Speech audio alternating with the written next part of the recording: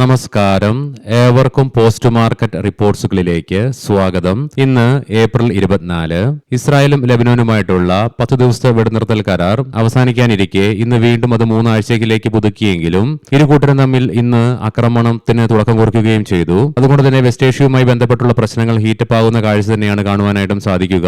കൂടാതെ Hindustan Zinc, Adani Green Power Energy തുടങ്ങിയ സ്റ്റോക്കുകൾ ഇന്ന് അവയുടെ ക്വാർട്ടർ ഓഫ് ഏർണിംഗ്സുകൾ പ്രസിദ്ധീകരിക്കുകയുണ്ടായി. ഇവയെക്കുറിച്ചൊക്കെ വിശദമായി തന്നെ നമുക്ക് ഈ വീഡിയോയിൽ പരിശോധിക്കാം. അങ്ങനെ ഇന്ന് ഇന്ത്യൻ മാർക്കറ്റിന് കുറച്ചേറെ കാലങ്ങൾക്ക് ശേഷം ശക്തമായ ഇടിവ് നേരിടേണ്ടതായിട്ട് വന്നു. തൽഫലമായി തുടർച്ചയായി ഇന്ന് 3ാമത്തെ ട്രേഡിംഗ് സെഷനിലും നഷ്ടത്തോടുകൂടി തന്നെ വ്യാപാരം അവസാനിപ്പിക്കേണ്ടതായിട്ടും വന്നു. ഗിഫ്റ്റ് നിഫ്റ്റി ഇന്ന് ഗ്യാപ്പ് അപ്പ് ഓപ്പണിംഗ് ആയിരുന്നു ഇൻഡിക്കേറ്റ് ചെയ്തിരുന്നെങ്കിൽ കൂടിയിട്ടും മാർക്കറ്റിൽ ഇന്ന് ഗ്യാപ്പ് ഡൗൺ ഓപ്പണിംഗ് ആയിരുന്നു ലഭ്യമായിരുന്നതും.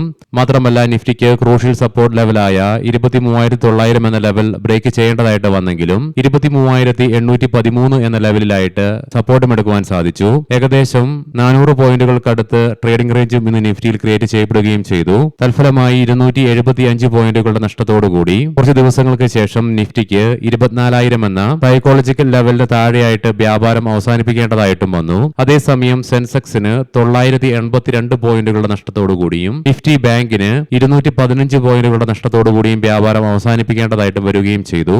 NSEയുടെ അഡ്വാൻസ് ഡിക്ലൈൻ റേഷ്യോയിലും ആകെ 667 സ്റ്റോക്കുകൾക്ക് മാത്രമേ ഇന്ന് നേട്ടത്തോടുകൂടി വ്യാപാരം അവസാനിപ്പിക്കുവാനുമായുള്ളൂ. അതേസമയം 2300 സ്റ്റോക്കുകൾക്ക് നഷ്ടത്തോടുകൂടിയും വ്യാപാരം അവസാനിപ്പിക്കേണ്ടതായിട്ടും വന്നു.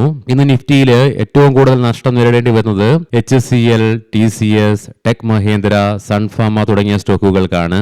അതേസമയം Hindalco, call India, Nestle, Grasim, Aisha Motors തുടങ്ങിയ സ്റ്റോക്കുകൾക്ക് ഇന്ന് നിഫ്റ്റിയിൽ നേട്ടവും കൈവരിക്കുവാനായി. ബോർഡർ മാർക്കറ്റ്സിൽ നിഫ്റ്റി സ്മോൾ ക്യാപ്പിനും മിഡ് ക്യാപ്പിനും 1% നഷ്ടവും നേരിടേണ്ടതായിട്ട് വന്നു. സെക്ടർ വൈസ് നോക്കുമ്പോൾ IT ഇൻഡെക്സ് ഇന്ന് 5% നഷ്ടം നേരിടേണ്ടി വന്നപ്പോൾ health care, consumer durables, reality, telecom, pharma, media തുടങ്ങിയ മേഖലകൾക്ക് 1% നഷ്ടവും നേരിടേണ്ടതായിട്ട് വന്നു. ഇന്നും ഇന്ത്യൻ രൂപയ്ക്ക് US ഡോളറിനെതിരെ ഇടിവ് നേരിടേണ്ടതായിട്ട് വന്നു. തൽഫലമായി ഇന്നലത്തെ ക്ലോസിംഗ് ലെവലിൽ നിന്നും 14 പൈസയുടെ നഷ്ടത്തോടുകൂടി 94.25 എന്ന ലെവലിലായിട്ടാണ് വ്യാപാരം അവസാനിപ്പിക്കുകയും ഉണ്ടായത്. മാത്രവുമല്ല, ഏതാനും ആഴ്ചകൾക്ക് മുന്നേ ഇന്ത്യൻ രൂപ US ഡോളറിനെതിരെ ക്രിയേറ്റ് ചെയ്ത അതിന്റെ ചരിത്രത്തിലെ ഏറ്റവും താഴ്ന്ന നിലയിലേക്ക് എത്തിച്ചേർന്നുകൊണ്ടിരിക്കുകയാണ്. ശ്രീറാം ഫൈനാൻസിന്റെ ക്വാർട്ടർ ഓഫ് ഏർണിംഗ്സുകൾ മാർക്കറ്റ് അടയ്ക്കുന്നതിന് തൊട്ട് മുന്നേ ആയിട്ട് റിലീസ് ചെയ്തു. കമ്പനിയുടെ നെറ്റ് പ്രോഫിറ്റിൽ 41% വർധനവ് രേഖപ്പെടുത്തിക്കൊണ്ട് 3021 കോടി രൂപ റിപ്പോർട്ട് ചെയ്തപ്പോൾ കൂടാതെ 6 രൂപ പെർ ഷെയർ എന്ന നിലയിൽ ഡിവിഡൻഡും പ്രഖ്യാപിച്ചു. ഹിന്ദുസ്ഥാന്റെ ക്വാർട്ടർ ഓഫ് റിസൾട്ടുകൾ ഇന്ന് പ്രസിദ്ധീകരിച്ചു. ഉച്ചയ്ക്ക് ശേഷം കമ്പനിയുടെ നെറ്റ് പ്രോഫിറ്റിൽ 68% വർധനവ് രേഖപ്പെടുത്തിക്കൊണ്ട് 4,997 കോടി രൂപ റിപ്പോർട്ട് ചെയ്തപ്പോൾ റവന്യൂ ഫ്രം ഓപ്പറേഷൻസിലും 49% വർധനവും രേഖപ്പെടുത്തി. കൂടാതെ 11 രൂപ പെർ ഷെയർ എന്ന നിലയിൽ ഇൻട്രീം ഡിവിഡൻഡും പ്രഖ്യാപിച്ചു. L&T മൈൻട്രിയുടെ ക്വാർട്ടർ ഓഫ് ഏർണിംഗ്സുകൾ ഇന്നലെ പ്രസിദ്ധീകരിക്കുകയുണ്ടായി. ക്വാർട്ടർ ഓഫ് ഏർണിംഗ്സിലെ എസ്റ്റിമേഷനെ ബീറ്റ് ചെയ്യാൻ സാധിക്കാത്തത് മൂലം സിറ്റി ഗ്രൂപ്പ് സ്റ്റോക്കിന്റെ ടാർഗറ്റ് പ്രൈസും കട്ട് ചെയ്തു. ഇന്ന് 6% നഷ്ടത്തോടുകൂടി സ്റ്റോക്കിന് വ്യാപാരവും അവസാനിപ്പിക്കേണ്ടതായിട്ട് വന്നു. ഇതുകൂടാതെ ഇന്നലെ വൈകുന്നേരം ക്വാർട്ടർലി ഏർണിംഗ്സ് പ്രസിദ്ധീകരിച്ച ഇൻഫോസിസിനും സ്ഥിതി വിഭിന്നമായിരുന്നില്ല. ശക്തമായ ഇടിവോടുകൂടി തന്നെ വ്യാപാരം അവസാനിപ്പിക്കേണ്ടതായിട്ടും വന്നു.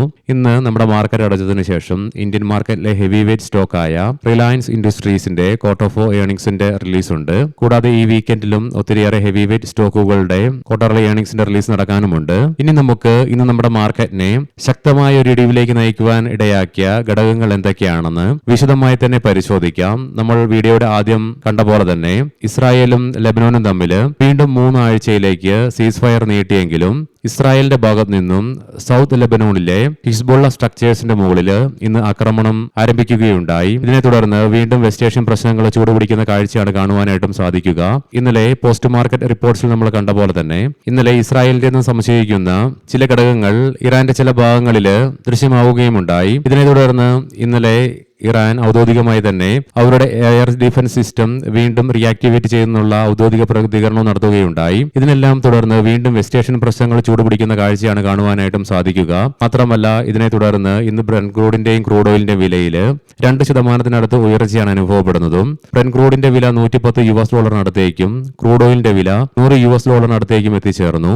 തുടർച്ചയായി ഇന്ന് 5ാമത്തെ ദിനത്തിലും എണ്ണയുടെ വിലയിലുണ്ടായ ഉയർച്ചയെ തുടർന്ന് മാർക്കറ്റിലുടലെടുത്ത ആശങ്കയും വെസ്റ്റ് ഏഷ്യൻ പ്രശ്നങ്ങളുടെ മുകളിൽ വീണ്ടും ആശങ്ക വർദ്ധിച്ചതും വിദേശ ധനകാര്യ സ്ഥാപനങ്ങൾ ഇന്നലെയും തുടർച്ചയായ സെല്ലിംഗ് നടത്തിയതും തുടർച്ചയായി ഏതാനും ട്രേഡിംഗ് സെഷനിലായിട്ട് ഇന്ത്യൻ IT മേഖലയിൽ ശക്തമായ വീക്ക്നെസ് ആണ് പ്രകടമാകുന്നതും മിനിങ്ങാന്ന് 5% ഇൻട്രാഡേ ബേസിസിൽ ഇടിവ് രേഖപ്പെടുത്തുകയും പിന്നീട് 1% റിക്കവറി രേഖപ്പെടുത്തിക്കൊണ്ട് 4% നഷ്ടത്തോടുകൂടി വ്യാപാരം അവസാനിപ്പിച്ച നിഫ്റ്റി ITക്ക് ഇന്നലെയും നേരിയ നഷ്ടത്തോടുകൂടി വ്യാപാരം അവസാനിപ്പിക്കേണ്ടി വന്നെങ്കിലും ഇന്ന് വീണ്ടും നിഫ്റ്റി ITക്ക് ഏകദേശം 1600 പോയിന്റുകളുടെ അഥവാ 5.25% നഷ്ടത്തോടുകൂടി 28,530 എന്ന ലെവലിലേക്ക് എത്തിച്ചേരേണ്ടതായിട്ടും വന്നു. കൂടാതെ ഇന്നും നിഫ്റ്റി IT ഇൻഡെക്സിലുള്ള 10 സ്റ്റോക്കുകളിൽ ആകെ ഒറാക്കിൾ ഫിൻസേർവിന് മാത്രമേ 1.25% നേട്ടത്തോടുകൂടി വ്യാപാരം അവസാനിപ്പിക്കുവാനായുള്ളൂ. അതേസമയം ബാക്കി എല്ലാ സ്റ്റോക്കുകൾക്കും 7% മുതൽ 1.25% നഷ്ടത്തോടു കൂടിയിട്ടാണ് വ്യാപാരം അവസാനിപ്പിക്കുകയും ഉണ്ടായത്. എസ്പെഷ്യലി ഇന്നലെ ക്വാർട്ടർലി ഏർണിംഗ്സ് റിലീസ് ചെയ്ത ഇൻഫോസിസിന്